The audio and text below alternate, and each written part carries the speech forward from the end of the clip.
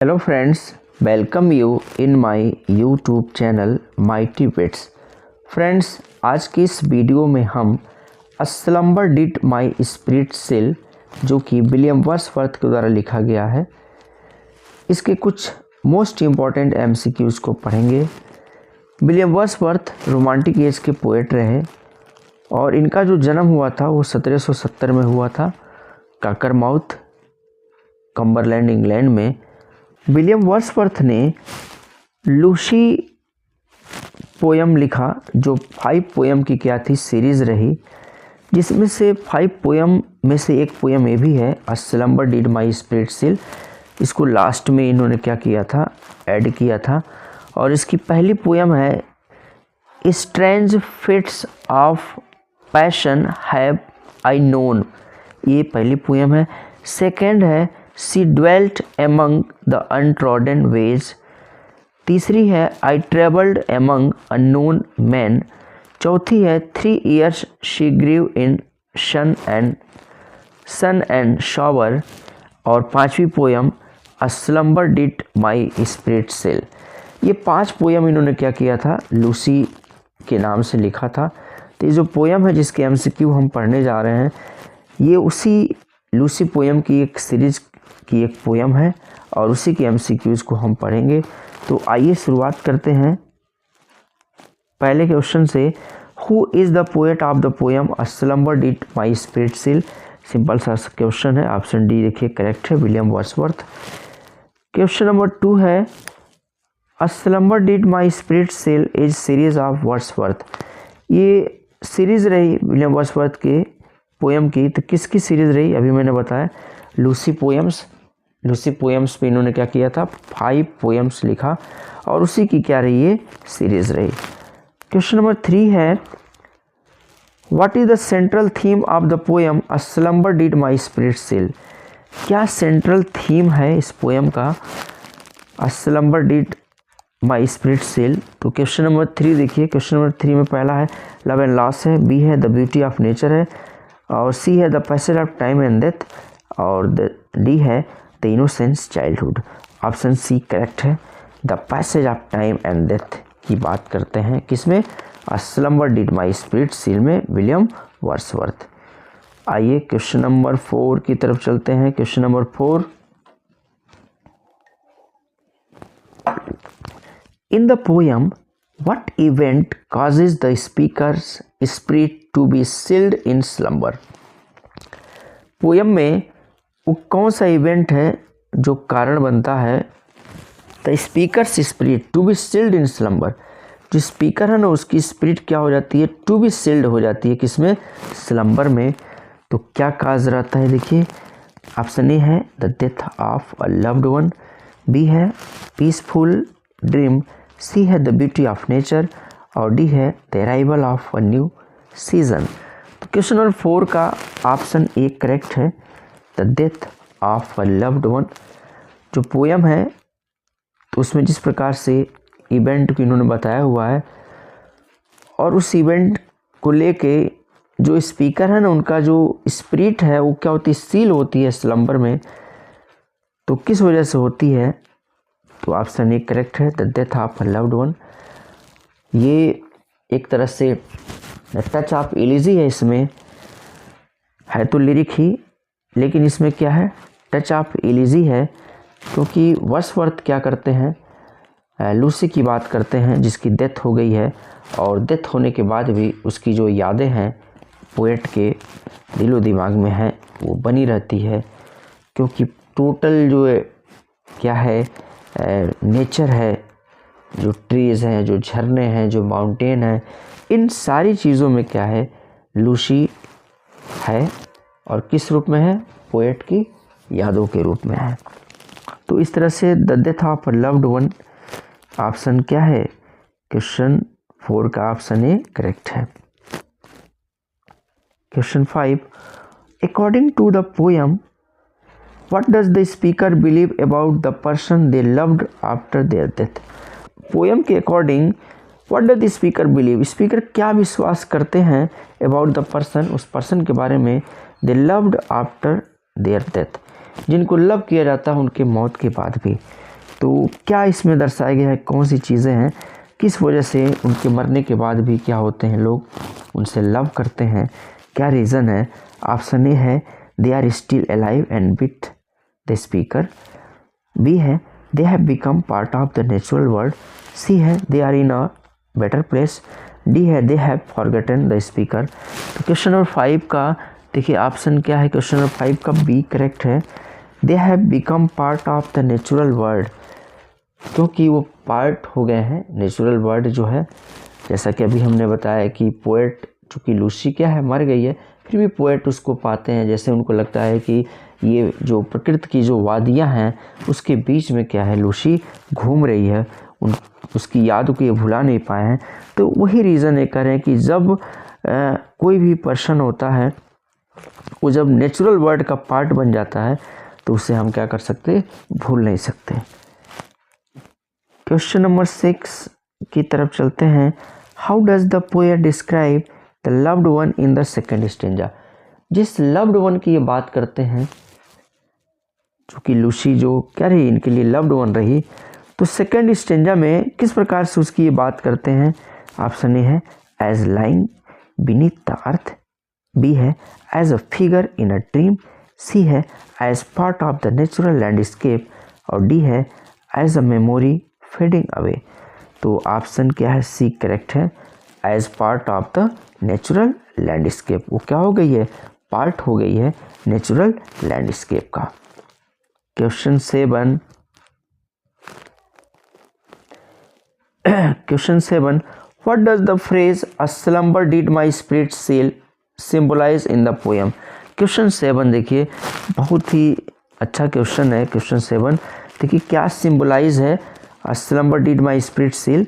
ए है a deep sleep of the body, B है the poet's unconsciousness और the numbness due to grief, C है a literal seal of death, और D है the awakening of the spirit.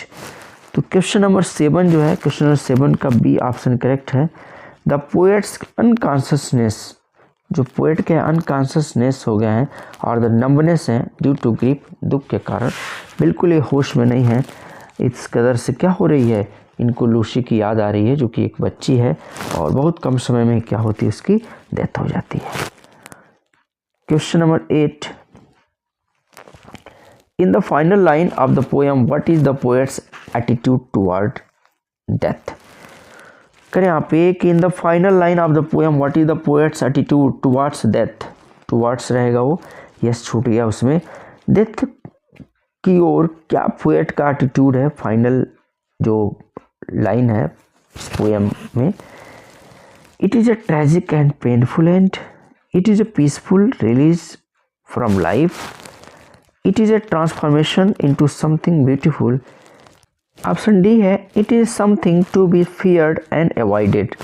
देखिए तो question number 8 जो है उसका ऑप्शन क्या है, बी करेक्ट है, it is a peaceful release from life. जैसे फाइनल जो लाइन है ना इस पोएम में, तो पोएट कहते हैं क्या एटीट्यूड है उनका डेथ को लेकर, क्या बात करते हैं डेथ को लेकर, तो कहते हैं कि it is a peaceful release from life. मरने के बाद से सारी प्रॉब्लम समाप्त। जब तक इंसान जीता है तब तक क्या है, बहुत सारे प्रॉब्लम्स हैं, बहुत सारी चीज़ें हैं, सब माइंड में चलता रहता है, ये कर लेते वो कर लेते, तमाम तरह की बातें चलती रहती हैं। लेकिन ये रियल है कि मरने के बाद से कौन कहाँ है, क्या कर रहा है, कुछ लेना देना नहीं होता है। तो इसी की बात करते हैं पोएट कि ये पीसफुल रिलीज है फ्रॉम द लाइफ। आराम से क्या करता है, वो चैन से सोता है। तो चैन से सोने की बात है, यहाँ पर मौत की बात हो रही है। मरने के बाद ही इंसान चैन से सोता है, जीते जी तो कोई चैन से सो नहीं सकता है। तो जो लास्ट लाइन है ये इंडिकेट करता है डेथ को, और किस रूप में, ये जो डेथ है ना, इंसान मर के क्या होता है, जीवन से छुटकारा पाता है और चैन की नींद सोता है आराम से। Next question, question number 9, what poetic device is used in the line she seemed a thing that could not feel in the poem। जो पोएम है a slumber did my spirit sail, इसमें एक लाइन है she seemed a thing that could not feel। इसमें किस poetic device का use किया गया है, कौन सा फिगर ऑफ स्पीच है ये। ऑप्शन ए करेक्ट है। पर्सनिफिकेशन का इन्होंने क्या किया है, यूज किया हुआ है। पर्सनिफिकेशन आप जानते हैं पर्सनिफाइड हो जाता है, जिसमें क्या करते हैं हम नॉन लिविंग चीज़ को हम लिविंग के थ्रू क्या करते हैं, वर्णन करते हैं। तो वही बात करते हैं कि she seemed a thing that could not feel, इसमें क्या है, पर्सनिफिकेशन का प्रयोग किया गया है। Question number 10, what does the poet mean by she seemed a thing that could not feel. देखिए क्वेश्चन ऊपर हम लोगों ने पढ़ा कि ये पर्सनिफाइड किया गया है यहाँ पर, तो क्या मतलब है इसका, ये है the loved one has become an immortal being. B है the loved one has lost all human emotions. C है the loved one beyond death and impervious to pain. तो यहाँ पे ये बात करते हैं, किसकी बात करते हैं, ऑप्शन सी करेक्ट है। The loved one is beyond death, करें कि जो लव्ड वन है ना वो बियॉन्ड डेथ है और इम्परवियस है टू पेन। ऑप्शन क्या है, सी करेक्ट है क्वेश्चन नंबर 10 का। अगला question, question number 11, what is the mood of the poem a slumber did my spirit seal. क्या मूड है इस पोएम का, joyful and celebratory, mournful and reflective, angry and resentful, hopeful and uplifting. Option B correct है question number 11 का। Option B mournful and reflective है, जैसा अभी मैंने बताया कि पोएम क्या है, टच ऑफ एलिजी है, एलिजी का टच है इस पोएम में, तो इस तरह से ऑप्शन बी करेक्ट होगा क्वेश्चन नंबर 11 का। आइए आगे चलते हैं, question number 12, what literary movement is William Wordsworth associated with. अभी इसके ऊपर हमने बताया कि किस लिटरेरी मूवमेंट से क्या करते हैं, बिलोंग करते हैं, तो रोमांटिसिज्म। ऑप्शन ए करेक्ट है, रोमांटिक एज के पोएट थे तो जाहिर सी बात है रोमांटिसिज्म से बिलोंग करते हैं ये। Question number 13, how does the speaker describe the loved one's body after death, as rotting in the grave, as part of the earth untouched by time. Option C है as an unrecognizable form. D है as buried beneath the waves. तो question number 13 जो है, question number 13 का B है, as part of earth untouched by time. जैसा कि अभी ऊपर हम लोगों ने पढ़ा, ये कहते हैं कि जो लव्ड वन है ना वो क्या हो गया है इनके लिए, वो लैंडस्केप जो है, जो नेचर की सारी चीज़ें उसमें क्या है वो समा गया है, और जैसे जैसे उस नेचर की चीज़ों को ये देखते हैं उसकी याद क्या होती है, इनको आती है। तो वही बात यहाँ पे कह रहे हैं कि as part of the earth untouched by time, यानी कि वो एक हिस्सा हो गया अर्थ का जिसको समय क्या कर सकती है, टच नहीं कर सकती, वो एकदम वो परमानेंट हो गया है, उसे कोई अब मार नहीं सकता है। तो इस तरह से क्वेश्चन नंबर 13 का ऑप्शन बी करेक्ट है। Next question, question number 14, which word in the poem implies that the speaker was once unaware of the finality of death. देखिए which word in the poem, question number 14 है, which word in the poem implies, कौन सा word है इस poem में जो implies करता है that the speaker was once unaware. Speaker क्या थे, एक बार अनअवेयर थे of the finality of death, जो मौत है ना एकदम आना ही आना, इस चीज़ को ये अनअवेयर थे, इसके बारे में बहुत ज़्यादा नहीं सोच रहे थे ये। तो क्वेश्चन नंबर 14 जो है ऑप्शन क्या है, देखिए स्लम्बर है, सिम्ड है, फील है, ग्रेव है। ऑप्शन बी करेक्ट है क्वेश्चन नंबर 14 का। अगला question, question number 15, what does the phrase earth and is at rest suggest about the loved one state after death. जो फ्रेज है ना earth and is at rest, यानी कि अर्थ की बात की गई है, और फिर रेस्ट, तो रेस्ट कैसे करता है इंसान, बरीड हो जाता है या उसे जला दिया जाता है, मरने के बाद ही क्या है, रेस्ट है, अदरवाइज रेस्ट तो है नहीं। तो वही बात यहाँ पे करते हैं, क्वेश्चन यहाँ पे उसी को लेके पूछा गया है कि कौन सी लाइन इसमें सही होंगी इस फ्रेज के लिए। They are in peaceful eternal rest, they are suffering in a restless state, they are wandering aimlessly, they have entered a different realm of existence. They have entered a different realm of existence. तो question number 15 का option क्या है? ये correct है. They are in a peaceful eternal rest. वो peaceful है, मरने के बाद इंसान क्या है? पीसफुल है और इटर्नल रेस्ट कर रहा है, यानी कि अब उसको कोई जगा नहीं सकता, कोई परेशान नहीं कर सकता, एकदम वो रेस्ट कर रहा है. तो क्वेश्चन नंबर 15 का ऑप्शन ए करेक्ट है. Question number 16, in the context of the poem what does slumber represent. अब जो पोएम है ना उसमें स्लम्बर वर्ड आया है, तो क्या रिप्रेजेंट करता है? Option A an eternal sleep without pain, the loss of consciousness, a transition into another world, D है a temporary period of rest. तो क्वेश्चन नंबर 16 का देखिए क्या है? ऑप्शन ए करेक्ट है, an eternal sleep without pain. तो slumber है ना वो क्या कर रहा है? इटर्नल स्लीप को सिंबलाइज कर रहा है विदाउट पेन, जिसमें कोई पेन नहीं है. और इटर्नल स्लीप है क्या?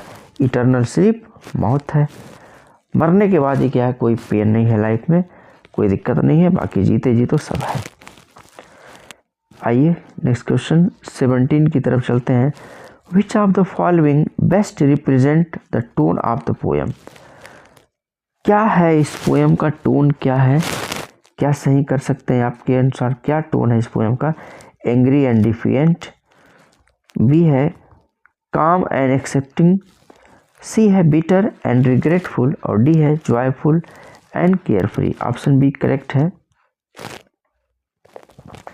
ऑप्शन बी करेक्ट है, काम एंड एक्सेप्टिंग. यही क्या है? करेक्ट ऑप्शन है. क्वेश्चन नंबर 17 का ऑप्शन बी करेक्ट है. आगे चलते हैं question number 18. What does the phrase "a slumber did my spirit seal" reflect about the speaker's emotional state before the event? क्या है ऑप्शन? ए है they were calm and detached, B है they were unaware and indifferent, C है they were grieving and overwhelmed, और D है they were confused and lost. तो देखिए question number 18 का ऑप्शन ए करेक्ट है, they were calm and detached. क्या है इमोशनल स्टेट स्पीकर का? तो ऑप्शन ए करेक्ट है, दे वर काम एंड डिटैच्ड. वो काम है और क्या है? डिटैच्ड है. Question 19, what type of poem is a slumber did my spirit seal. क्या है, किस तरह का पोएम है? देखिए यहाँ पे लिरिकल बैलेड है, अ सोनेट है, अ लिरिक पोएम है, अ नैरेटिव पोएम है. तो देखिए क्या है? एक लिरिकल बैलेड है. ये यहाँ पे जो बात की गई है एक लिरिक के रूप में क्या किया है, इन्होंने इस बात को बताया हुआ है, लेकिन सही मायने में एक क्या है? एक बैलेड भी है ये. तो इसलिए अ लिरिकल बैलेड क्या होगा? करेक्ट ऑप्शन होगा. Question number 20, which idea is most emphasized in the line no motion has she now no force. A है the stillness and peace of death, the suddenness of death, the struggle against death, और D है the endless motion of life. देखिए तो question number जो 20 है ना, question number 20 का option A correct है. जैसे जो लाइन है no motion has she now, अब उसके पास कोई मोशन नहीं है, नो फोर्स, कोई दबाव नहीं है, कोई ताकत नहीं है. सेंस देखिए क्या है, इंसान जब तक जीता है, मैंने अभी बताया कि भागम भाग लगा रहता है, सब अपने अपने काम में क्या है? बिजी हैं. लेकिन मरने के बाद से क्या है? कोई इमोशन नहीं है, नो फीलिंग्स, नो इमोशंस. सारी चीज़ें मरने के साथ ही क्या होती है? समाप्त हो जाती है. और एक स्टिलनेस एंड पीस होता है, वो जो मौत का क्या होता है? रूप होता है, वो स्टिलनेस एंड पीस वाला होता है. मरने के बाद से पीस ही पीस है बॉडी को और माइंड को भी. तो इस तरह से क्वेश्चन नंबर 20 का ऑप्शन ए करेक्ट है. फ्रेंड्स, इस तरह से हमने a slumber did my spirit seal के कुछ मोस्ट इम्पॉर्टेंट MCQs को पढ़े. ये हमारा वीडियो कैसा लगा कमेंट बॉक्स में ज़रूर बताइए, और आगे हमसे जुड़े रहने के लिए, इसी तरह की वीडियो को देखने के लिए, समझने के लिए हमारे चैनल को सब्सक्राइब कीजिए, वीडियो को शेयर कीजिए और लाइक कीजिए.